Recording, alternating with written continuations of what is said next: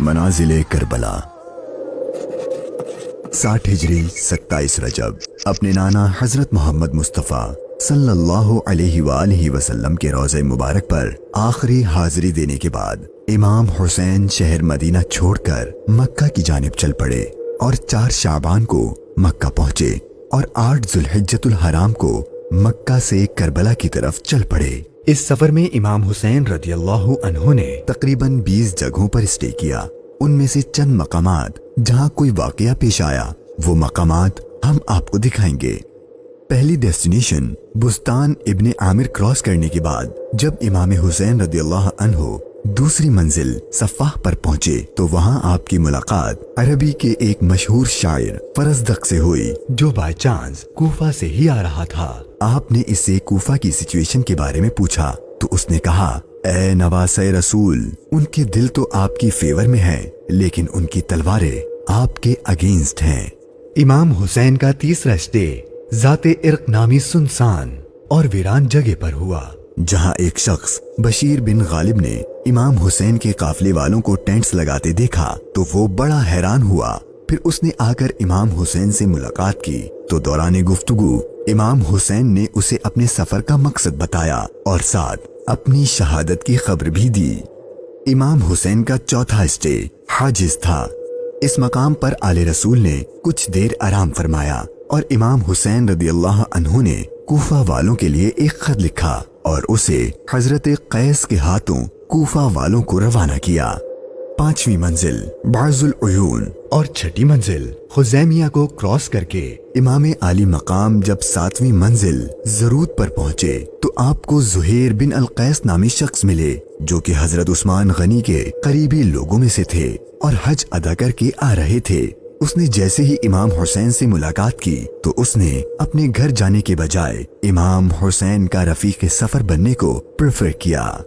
8वीं मंजिल सालिबिया पर एक गमनाक इमाम हुसैन के इंतजार में थी। यही वो मकाम था जहां आपके चचाजाद भाई हजरत मुस्लिम बिन अकील और उनके 2 बेटों की शहादत की दर्दनाक खबर मिली।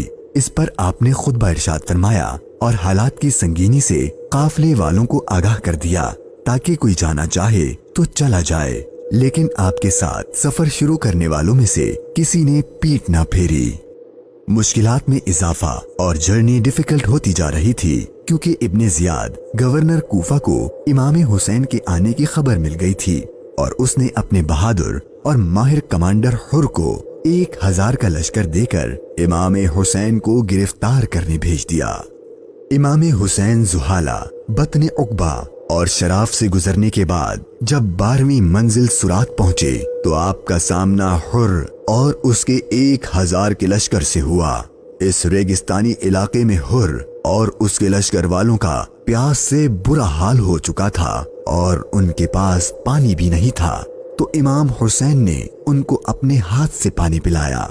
फिर आपने उनके सामने तकरीर की और जब आप जोहर की नमाज पढ़ने के लिए खड़े हुए तो आपके काफिले वालों के साथ हुर के लश्कर ने भी आपके पीछे नमाज पढ़ी।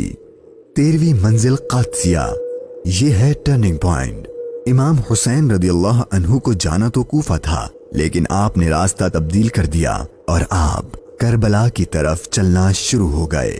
इमाम हुसैन अपनी मंजिल शहादत की तरफ सफर करते हुए मुगीसा, उज़ीबुल हिजानात, बैदा और जू हुसम के बाद जब 18वीं मंजिल कसरे बनी मुकातिल पर पहुंचे तो शाम हो चुकी थी। आपने रात यहीं गुजारी और सुबह जब इमाम हुसैन यहाँ से रवाना हुए तो आपकी जबान पर इन्ना लिल्लाही व इन्ना इलैहि राजिऊन के कलिमात जारी थे। आपके बेटे अली अकबर ने आपसे ये कलिमात पढ़ने की वजह पूछी तो आपने फरमाया कि बेटा, मैंने अभी ख्वाब देखा है और उसमें हमें शहादत की खबर दी गई है। तो आपके शहजादे ने पूछा कि ऐ बाबा जान, क्या हम हक पर नहीं हैं? तो इमाम हुसैन ने फरमाया, क्यों नहीं? तो आपके शहजादे ने बहादुरी से जवाब दिया कि फिर मौत से कोई डर नहीं। इमाम हुसैन का सफर शहादत, सफर बकाए इस्लाम अपने एंड को पहुंचने लगा था। बस 2 स्टॉप बाकी थे और वो सारी बातें हकीकत होने वाली थीं जो बचपन से آپ کی شہادت کے بارے میں مشہور تھیں۔ امام حسین جب اپنی سیکنڈ لاسٹ منزل نینوا پر پہنچے تو آپ کی آنکھوں کے سامنے بھی وہ سارا منظر گھومنے لگا جو آپ اپنے والد سے سنا کرتے تھے۔